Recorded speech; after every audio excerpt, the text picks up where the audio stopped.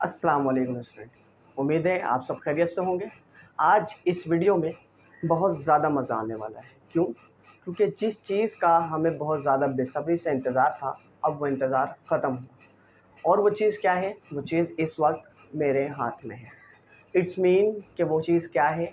Class 10 physics book, यानी कि जो बुक पब्लिश होनी थी गवर्नमेंट की तरफ से आफ्टर अपडेट, यानी कि वो फिज़िक्स की बुक अब अपडेट होकर गवर्नमेंट की तरफ से पब्लिश हो चुकी है और ये बुक ईज़िली अब मार्केट में अवेलेबल है। इस बुक को इस वीडियो को बनाने का मकसद क्या है कि आज हम इस बुक की रिव्यू करने वाले हैं, इसका ओवरव्यू लेने वाले हैं कि ये बुक किस तरह की है, अगर इसे अपडेट किया गया है तो क्या ये प्रीवियस बुक से इंटरेस्टेड है या नहीं है। दूसरी चीज़ कि प्रीवियस बुक से क्या चीज़ें रिमूव की गई हैं और क्या चीज़ें स्प्लिट की गई हैं और क्या एडिशन और सब्ट्रैक्शन किया गया है और इस बुक में वो चीज़ें ऐड की गई हैं। तो आए स्टार्ट करते हैं बिना किसी वक्त को ज़ाया किए। लेकिन एक चीज़ आप भूल रहे हैं। क्या? सबसे पहले आप क्या करेंगे? चैनल पर जाएं, उसे क्या करें? सब्सक्राइब करें, लाइक करें और शेयर करें और बेल आइकन प्रेस करें ताकि इस कोर्स से रिलेटेड जितने भी लेक्चर्स मेरे चैनल पर अपलोड होंगे उन तमाम की नोटिफिकेशन आपको मिलती रहे और वो लेक्चर आप वहाँ से देखते रहें। तो आइए स्टार्ट करते हैं without any waste of time. देखिए इस बुक में आपके पास क्या है, कितने चैप्टर्स हैं। सबसे पहली बुक ये टेक्स्ट बुक है, ठीक है। अब इस बुक के अंदर हमारे पास चैप्टर कितने हैं, कौन कौन से चैप्टर हैं और प्रीवियस बुक में हमारे पास कौन कौन से चैप्टर थे और कितने चैप्टर थे, ये चीज़ चेक करते हैं। अगर मैं प्रीवियस मैट्रिक की बुक की बात करूँ जिसको स्प्लिट कर दिया गया था after decision of the board कि हम न्यू बुक्स अलाउ करेंगे और बुक्स को अपडेट करेंगे, उसके बाद वो बुक स्प्लिट कर दी गई थी और उसका हाफ पार्ट प्रीवियस मैट्रिक को पढ़ाया गया। उस प्रीवियस मैट्रिक के बुक में कितने चैप्टर्स थे? Total 9 chapters. जबकि अब जो बुक अपडेट होकर आई है उस बुक में टोटल कितने हैं? 11 चैप्टर्स। जबकि अगर 9 की बात की जाए तो क्लास 9 में अपडेटेड बुक में 9 चैप्टर्स थे। इट्स मीन सेकेंडरी के अंदर कंप्लीट टोटल कितने चैप्टर्स हो गए? 20 चैप्टर्स। मीन्स क्लास 9 के अंदर 9 चैप्टर्स जबकि मैट्रिक के अंदर 11 चैप्टर्स, ठीक है। अब देखते हैं कि कौन से चैप्टर्स इसमें से रिमूव किए गए हैं, किन चैप्टर्स को स्प्लिट किया गया है और किन चीज़ों को यहाँ पर हम डिस्कस करने वाले हैं, क्या क्या इसमें एडिशन की गई हैं और इस बुक को इंटरेस्टेड बनाया गया है या नहीं बनाया गया। सबसे पहले एक चीज़ मैं आपको क्लियर कर दूं कि ये बुक याद रख लें, रट्टा लगाकर आप पास नहीं कर सकते, इसे नहीं पढ़ सकते रट्टा लगाकर। क्यों? क्योंकि ये बुक बहुत ही ज़्यादा कॉन्सेप्चुअल है एट दिस लेवल। यानी इस बुक को जब अपडेट किया गया तो इस बुक को बहुत ही ज़्यादा इंटरेस्टिंग बना दिया गया है। क्यों? क्योंकि इसमें बहुत सारे कॉन्सेप्ट क्या कर दिए गए? ऐड कर दिए गए और कुछ चीज़ें इसमें से इसलिए वो भी कर दी गई हैं, रिमूव भी कर दी गई हैं। जिसमें सबसे पहले अगर प्रीवियस मैट्रिक की बुक की बात की जाए तो उसमें फर्स्ट चैप्टर था सिंपल मशीन। इस बुक के अंदर उस चैप्टर को रिमूव कर दिया गया। इसका मतलब इस बुक के अंदर इस चैप्टर से रिलेटेड कोई टॉपिक, कोई चीज़ हम डिस्कस नहीं करने वाले सिंपल मशीन के अंदर, जिसमें हम लीवर और जो है वो इंक्लाइंड प्लेन वगैरह, स्क्रू गेज वगैरह, स्क्रू जैक वगैरह डिस्कस किया करते थे। वो चीज़ अब इस चैप्टर बुक के अंदर हमारे पास नहीं। यानी कि क्लास मैट्रिक की कोर्स में अब सिंपल मशीन से रिलेटेड कोई भी टॉपिक डिस्कस नहीं किया जाएगा क्योंकि इससे रिलेटेड चैप्टर को क्या कर दिया गया? रिमूव कर दिया गया। चले जी, मान लिया कि चले सिंपल मशीन का जो टॉपिक है, सिंपल मशीन का जो चैप्टर था वो रिमूव कर दिया गया या चीज़ें रिमूव कर दी गई हैं, ऐड की गई हैं। तो क्या चीज़ें हैं जब उन सिंपल मशीन के टॉपिक को, चैप्टर को रिमूव किया गया तो उसकी जगह कौन से चैप्टर्स को रखे गए? आए देखते हैं। अगर प्रीवियस बुक की बात की जाए तो प्रीवियस बुक में हमारे पास सबसे पहला चैप्टर क्या था? मैट्रिक की चैप्टर 11 साउंड एंड वेव। जबकि इस न्यू बुक के अंदर क्या किया गया है? इस चैप्टर को स्प्लिट कर दिया गया है। साउंड के लिए एक अलग चैप्टर बना दिया गया है जबकि वेव के लिए एक अलग कंप्लीट चैप्टर बना दिया गया है। इसका मतलब ये है कि यहाँ पर साउंड और वेव दोनों क्या होने वाली है? थोड़ी सी डिटेल में और कॉन्सेप्ट बेस्ड क्या होने वाली है? डिस्कशन होने वाली है। अगर पहले चैप्टर को देखें तो क्या है भाई? General wave properties. यानी कि इस चैप्टर में हम वेव की डिस्कशन करेंगे कि वेव की प्रॉपर्टीज क्या होती है। बहुत सारी चीज़ें हैं, वेव किस तरह की होती हैं, सपोज के इलेक्ट्रोमैग्नेटिक वेव होती हैं हमारे पास, मैकेनिकल वेव होती हैं, ये सारी हैं, लॉन्गिट्यूडनल वेव वगैरह, ये सारी चीज़ें हैं। इसी के साथ इनकी प्रॉपर्टीज़ क्या होती हैं कि वेव का टाइम पीरियड क्या होता है, वेव की फ्रीक्वेंसी क्या होती है, वेव का एम्पलीट्यूड क्या होता है, ये तमाम की तमाम चीज़ें इसके अंदर क्या कर दिया गया है, ऐड कर दिया गया है, जिसे एक कंप्लीट सेपरेट चैप्टर बना दिया गया है, चैप्टर नंबर 10। और चैप्टर नंबर 11 के अंदर हम क्या पढ़ने वाले हैं, साउंड को कंप्लीट अलग करके एक चैप्टर बना दिया गया है, चैप्टर 11। तो वो हम इस केस में स्टडी करेंगे चैप्टर 11 में। 11 साउंड भी क्या है भाई, वेव साउंड किस तरह से वेव वो करता है, ट्रैवल करता है, वेव के थ्रू ट्रैवल करता है, तो उसकी भी यकीनन कुछ ना कुछ कैरेक्टरिस्टिक्स होंगी। तो वो तमाम चैप्टर, तमाम की तमाम चीज़ें इन 2 चैप्टर्स में डिस्कस की जाएंगी, जो कि प्रीवियस बुक में साउंड और वेव के नाम से चैप्टर में मौजूद डिस्कस की जाती थी। अब अगर दूसरे चैप्टर की बात की जाए या किसी और चैप्टर की बात की जाए, तो प्रीवियस बुक में एक चैप्टर मौजूद था, nature of light and electromagnetic spectrum, जो कि चैप्टर नंबर 15 था।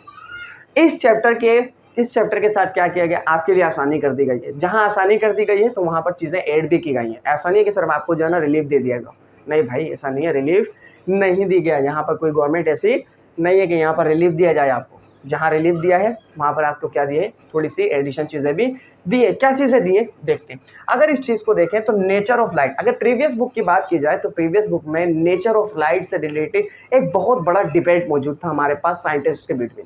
अगर न्यूटन से बात की जाए, न्यूटन से लेकर आइंस्टाइन तक, कि लाइट का नेचर क्या है, लाइट पार्टिकल है, वेव है, या वेव एंड लाइट, लाइट जो है वो वेव एंड पार्टिकल दोनों है, उसके ऊपर क्या था, इस टॉपिक के ऊपर पूरा एक डिबेट मौजूद था, जो कि न्यू बुक से क्या कर दिया गया है, स्किप कर दिया गया, रिमूव कर दिया गया। सिर्फ कौन सा पार्ट लिया गया है, इलेक्ट्रोमैग्नेटिक स्पेक्ट्रम का। हमारे पास इस नए बुक के अंदर चैप्टर नंबर 12 जो मौजूद है वो किस नाम से मौजूद है, इलेक्ट्रोमैग्नेटिक स्पेक्ट्रम के नाम से मौजूद है। अब अगर इलेक्ट्रोमैग्नेटिक स्पेक्ट्रम के नाम से मौजूद है और इसमें नेचर ऑफ लाइट के डिबेट को क्या कर दिया गया है, रिमूव कर दिया गया है, तो इसे थोड़ा सा डिटेल कर दिया गया as compare to the previous book. Next chapter क्या होगा इसका, चैप्टर नंबर 13। आइए देखते हैं। बिल्कुल पिछले चैप्टर की तरह, चैप्टर नंबर 11 की तरह, जिस तरह चैप्टर नंबर 11 को 2 पार्ट में स्प्लिट कर दिया गया था, इसी तरह किया गया चैप्टर नंबर 13 और 14 में, जो कि प्रीवियस बुक में मौजूद था, propagation of and reflection of light. And chapter number 14 refraction of light and optical instrument, दोनों को अब मिलाकर एक नया चैप्टर बना दिया गया है, जिसका नाम क्या रखा गया, न्यू ज्योमेट्रिकल ऑप्टिक्स। इसका मतलब ज्योमेट्रिकल ऑप्टिक्स, जो कि चैप्टर नंबर 13 है according to the new book, उसमें हम इन दोनों चैप्टर्स को क्या करेंगे, कंबाइन कर पढ़ेंगे। यूं कहूं अगर मैं कि बिल्कुल इसे इंटरमीडिएट लेवल का जो टॉपिक है, जो चैप्टर है हमारे पास ज्योमेट्रिकल ऑप्टिक्स, तकरीबन कह सकते हैं कि उस जैसा इसे क्या कर दिया गया, बना दिया गया। यानी कि इसमें कॉन्सेप्ट क्या होने वाले हैं, थोड़े से ज़्यादा होने वाले हैं। इसी तरह इनमें जो चीज़ें थी पहले, सिर्फ वो चीज़ें नहीं है, बल्कि वो चीज़ें होने के साथ साथ इसमें कुछ चीज़ें क्या की गई हैं, ऐड की गई हैं। यानी कि पहले प्रीवियस बुक के according light, reflection of light वगैरह की चीज़ें जो थी वो हम किस में पढ़ते थे, चैप्टर नंबर 13 में। और रिफ्रैक्शन से रिलेटेड और ऑप्टिकल इंस्ट्रूमेंट यानी कि लेंसेज हैं, मिरर हैं, ये सारी चीज़ें हम किस में पढ़ते थे, चैप्टर नंबर 14 में। जबकि इस न्यू बुक के पैटर्न के अकॉर्डिंग, न्यू सिलेबस के अकॉर्डिंग, ये दोनों चीज़ें, लेंसेज वगैरह, मिरर वगैरह, ये सारी चीज़ें, रिफ्लेक्शन का टॉपिक, रिफ्रैक्शन का टॉपिक, इनके इनके कैरेक्टरिस्टिक्स है, तमाम की तमाम अब एक ही चैप्टर में पढ़ी जाएगी, और उसका नाम क्या है, ज्योमेट्रिकल ऑप्टिक्स है। अब बिल्कुल जिस तरह पिछले चैप्टर में पिछले 2 चैप्टर्स को कंबाइन कर एक नया चैप्टर बनाया गया था, ज्योमेट्रिकल ऑप्टिक्स, सिमिलरली इसी तरह अब क्या किया गया, दोबारा से प्रीवियस बुक से एक चैप्टर नंबर 16 इलेक्ट्रिसिटी को स्प्लिट कर दिया गया, और उसे 2 पार्ट में क्या कर दिया गया, स्प्लिट कर दिया गया, chapter number 14, chapter number 15। Chapter number 14 क्या है, इलेक्ट्रोस्टैटिक। इट्स मीन के इस तमाम के तमाम चैप्टर में, इस पूरे चैप्टर में जो डिस्कशन होने वाली है वो किससे रिलेटेड है, चार्जेस से रिलेटेड है। जबकि पिछले बुक में क्या था कि इलेक्ट्रिसिटी के टॉपिक में, इलेक्ट्रिसिटी के चैप्टर में हम चार्जेस से रिलेटेड भी डिस्कस करते थे, और उस चार्जेस के फ्लो से रिलेटेड यानी इलेक्ट्रिसिटी करंट से भी हम क्या करते थे, डिस्कस करते थे। जबकि इस बार क्या हुआ, न्यू बुक में इस चैप्टर को स्प्लिट करके इलेक्ट्रोस्टैटिक यानी चार्जेस का एक पूरा कंप्लीट चैप्टर अलग कर दिया गया, और फ्लो ऑफ चार्जेस का कंप्लीट चैप्टर अलग कर दिया गया, और इसमें कुछ चीज़ें ऐड की गई हैं। ठीक है। अब देखें अगर इसे स्प्लिट किया गया है तो ऐसा नहीं कि इसमें से रिडक्शन हो गई है, बल्कि क्या हो चुका है, इसके अंदर एडिशन हो चुका है। इसके अंदर क्या चीज़ें पढ़ने वाले हैं, चार्जेस के बारे में। अगर आपने देखा हो तो क्या हर कोई क्या चाहता है, डॉलर। डॉलर के ऊपर जिस शख्स की तस्वीर है वो कौन है, उसके हवाले से भी इस चैप्टर के अंदर हम क्या करने वाले हैं, डिस्कस करने वाले हैं। और उन चार्जेस के फ्लो के हवाले से इन तमाम इस चैप्टर के अंदर हम क्या करने वाले हैं, डिस्कस करने वाले हैं, जिसमें चैप्टर नंबर 16 इलेक्ट्रिसिटी को क्या कर दिया गया है, स्प्लिट कर दिया गया है। ओके, चैप्टर नंबर 17 जो कि प्रीवियस बुक में मैग्नेटिज्म एंड इलेक्ट्रोमैग्नेटिज्म के नाम से था, अब इस चैप्टर के अंदर कोई भी चेंजिंग नहीं की गई, बल्कि इसे चैप्टर नंबर 16 बना दिया गया और इसे नाम दे दिया गया सिंपल इलेक्ट्रोमैग्नेटिज्म। लेकिन इस चैप्टर के अंदर क्या किया गया, सबसे ज़्यादा अगर अपडेट किया गया है तो इस चैप्टर को अपडेट किया गया है। कैसे? प्रीवियस चैप्टर के अंदर, प्रीवियस बुक में, इस चैप्टर में हम मैग्नेटिक फील्ड की बात किया करते थे लेकिन उसकी कैलकुलेशन नहीं करते थे, जबकि इस चैप्टर में हम मैग्नेटिक फील्ड की कैलकुलेशन को भी चेक करेंगे, मैग्नेटिक फील्ड की कैलकुलेशन भी करेंगे। इसी तरह मैग्नेटिज्म का, इलेक्ट्रोमैग्नेटिज्म का फोर्स के ऊपर क्या इफेक्ट होता है, उस चीज़ को भी क्या कर दिया गया है, इस चैप्टर के अंदर ऐड कर दिया गया है। यानी टर्निंग इफेक्ट, फोर्स का टर्निंग इफेक्ट यानी कि टॉर्क को भी इस चैप्टर के अंदर ऐड कर दिया गया है। तो इसका मतलब ये हुआ कि ये चैप्टर क्या है भाई, बहुत ज़्यादा अपडेटेड चैप्टर है और इस चैप्टर को क्या कर दिया गया है, डिटेल कर दिया गया है, बहुत ज़्यादा डिटेल कर गया है as compare to the previous book. अब अगर चैप्टर नंबर 18 की बात की जाए जो कि प्रीवियस बुक में इलेक्ट्रॉनिक्स के नाम से था, इसकी शक्ल बिल्कुल तब्दील कर दी गई। न्यू बुक में चैप्टर नंबर 17 में इंट्रोडक्टरी टू इलेक्ट्रॉनिक्स के नाम से इसे वो किया गया है, दिया गया है, लेकिन इसकी शक्ल भी क्या कर दी गई, बिल्कुल तब्दील। जबकि प्रीवियस चैप्टर में हम क्या डिस्कस करते थे कि जो हमारे पास सेमीकंडक्टर्स हुआ करते थे, जैसे डायोड हैं, रेजिस्टर हैं, ट्रांजिस्टर हैं, किस तरह से मैन्युफैक्चर किए जाते हैं और उनकी एप्लीकेशंस क्या हैं, वो डिस्कस करते थे। जबकि इसमें क्या है कि अब हम कंप्लीट सिर्फ और सिर्फ इलेक्ट्रॉनिक डिवाइसेस, जो कंप्लीट मैन्युफैक्चर्ड इलेक्ट्रॉनिक डिवाइसेस हैं, वो सारी चीज़ों को क्या करने वाले हैं, डिस्कस करने वाले, उनकी एप्लीकेशन, उनके प्रिंसिपल।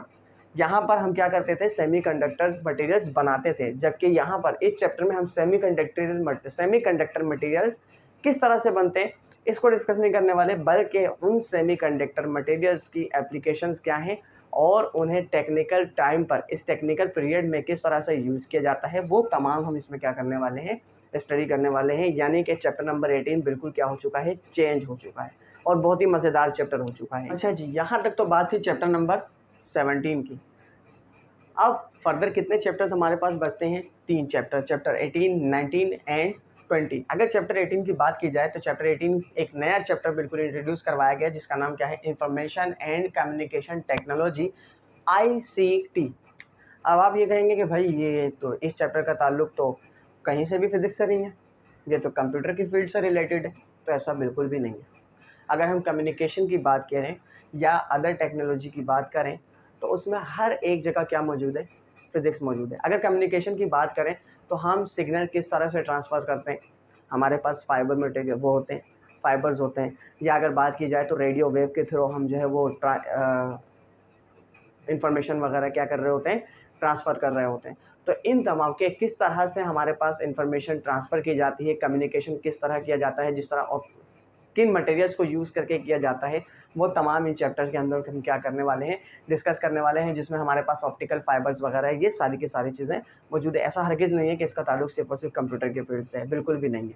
क्यों? क्योंकि ये तमाम के तमाम फिजिक्स से ही प्रिंसिपल पर क्या करते हैं, वर्क करते हैं। इसीलिए इस चैप्टर को क्या किया गया, इसके अंदर इंट्रोड्यूस करवाया गया। अब चैप्टर 7 अगर 19 की बात की जाए तो एक और न्यू चैप्टर है एटॉमिक स्ट्रक्चर। ये एक बहुत शॉर्ट चैप्टर है, बहुत सा यूँ समझ लें कि सिर्फ एक इंट्रोडक्शन है कि इसका एटम का, कि एटम के अंदर क्या क्या चीज़ें मौजूद है, जिस तरह से न्यूक्लियस की डिस्कवरी वगैरह है, जिसमें अल्फा स्कैटरिंग वगैरह है, वो उसके रदरफोर्ड के एक्सपेरिमेंट है, वो सारी चीज़ें हैं। और क्या एटम के अंदर क्या है, कितने number of electron, proton, neutron है, ये सारी चीज़ें। बहुत एक छोटा सा जो चैप्टर है, सिर्फ इसको क्या करवाया गया, एटॉमिक स्ट्रक्चर को रिव्यू करवाया गया है इस चैप्टर के अंदर, लेकिन बेसिक नॉलेज इसके साथ। इसी तरह लास्ट चैप्टर है इसका, चैप्टर नंबर 20, जो कि पहले से प्रीवियस बुक में भी था, चैप्टर नंबर 19 न्यूक्लियर फिजिक्स के नाम से, अब उसे किस नाम से कर दिया गया है, न्यूक्लियर स्ट्रक्चर के नाम से।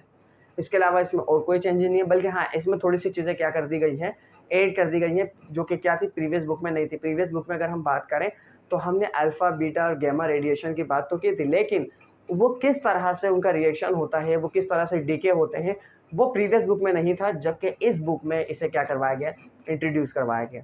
अब यहाँ तक की तो बात थी, हमने ओवरव्यू ले लिया इस न्यू बुक का according to the previous book. अब क्या करना है आपने, सबसे पहले दोबारा से कह रहा हूँ, क्या करना है, आपने जाकर चैनल को सब्सक्राइब करना है और बेल आइकन को क्या करना है, प्रेस करना है। क्यों? क्योंकि इस चैप्टर से, इस बुक से रिलेटेड मैं क्या करने वाला हूँ, एक कंप्लीट लेक्चर स्टार्ट करने वाला हूँ, जो कि इंशाल्लाह मंडे से अपलोड होना शुरू हो जाएंगी। यूँ होगा कि वीक में 3 to 4 लेक्चर होंगे, और इस लेक्चर में, इस सीरीज़ के अंदर मैं इस पूरे बुक को क्या करने वाला हूँ, कवर करने वाला हूँ। तो बेल आइकन को लाजमी प्रेस करिएगा, ताकि हर लेक्चर जब अपलोड किया जाए तो आपके पास नोटिफिकेशन आए और आप उसे क्या कर सकें, वॉच कर सकें और उससे कुछ चीज़ें सीख सकें। Thank you.